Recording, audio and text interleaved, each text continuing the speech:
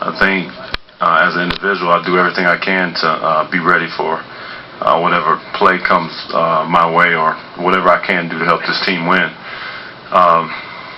And I think the ball started moving, the big started setting screens, and the shots were there. And I still, when I was sitting in the shower, I was thinking about all the plays that I missed. All the shots that I missed where I had pretty good looks and they didn't drop for me. So, that's when you're on the losing end, you just think about all the bad opportunities, the great opportunities we had to win, but all the bad plays that we made. And it's reminiscent of games in this series past where we couldn't close them out. Ray here, David Amber with ESPN. Do you get a sense at all at the start of the game, you came out so aggressively, do you get a sense early on when you're a shooter like yourself that this is one of those nights where things are going to fall? It's kind of it's tough to really say. I think for myself it's easier when you get some free throws and you get to the hole, get a couple layups, and you're not relying on that first jump shot from long range. And that's typically what there has been for me. And we talked about me posting up a little bit more than I had been doing otherwise. So we had a couple plays we took advantage of it. But again, we came up on the short end. Hey Ray, that shot you took in the right-hand corner over Noah where your foot was on the line, do you have a chance to, what is your, before you get the ball, do you actually take a look at there, or is it just kind of a feel for where you're at, roughly? Yeah.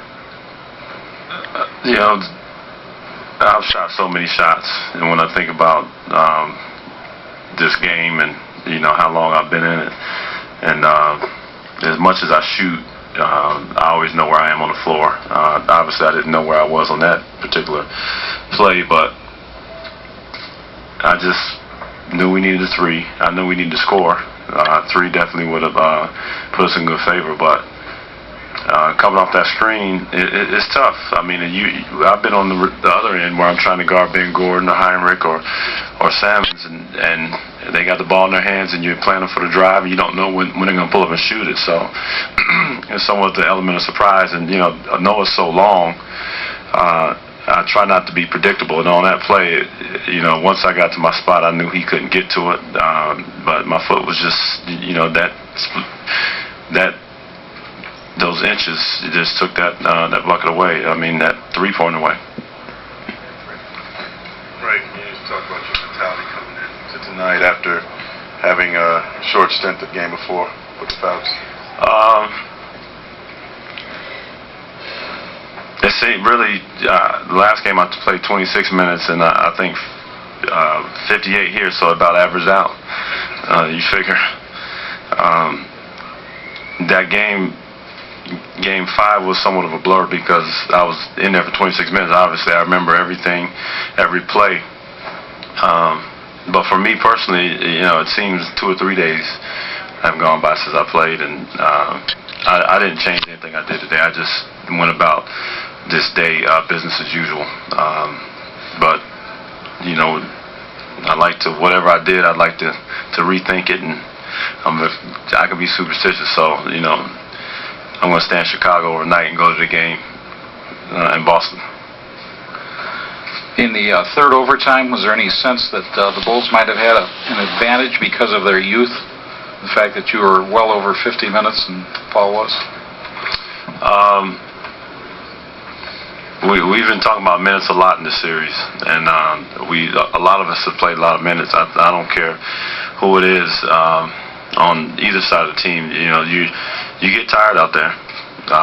You learn to conserve when your man is off the ball. Drink a lot of water during timeout, but once you're out there, I don't feel any fatigue. The off days we get rest. I don't think anybody else out there was tired.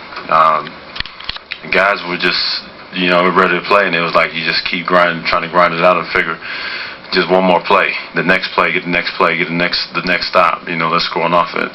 It was frustrating. It's so far probably one of the best series of basketball that I've ever been a part of.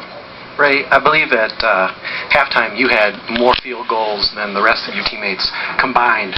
Looking ahead to the second half, then at halftime, is that more of a burden to you, knowing that you're carrying that kind of load, or is it a relief because obviously it means you're feeling it and you're having a game like you maybe haven't had before? Well, definitely not a burden. I think once we get through the half and we go into the second half, everything is obviously a new half, and we're thinking what we need to do to move forward. And we got back in it. We were down. We got back in it, and we didn't play great. So we figured we dodged a couple bullets. So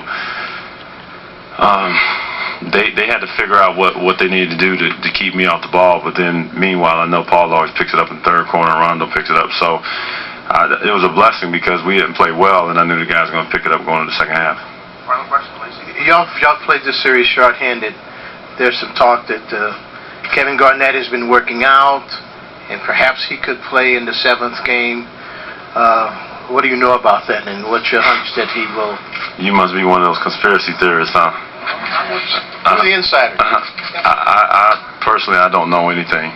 I see Kev every day. I know he gets his workouts in. I know he's anxious. He's excited. He's still got that same fire if he's down the floor. But that would be a decision, one that he just have to say, I'm ready to go get up and do it. But as far as what I know, everything is what it is. What I see, and him being in the suit, which I don't like.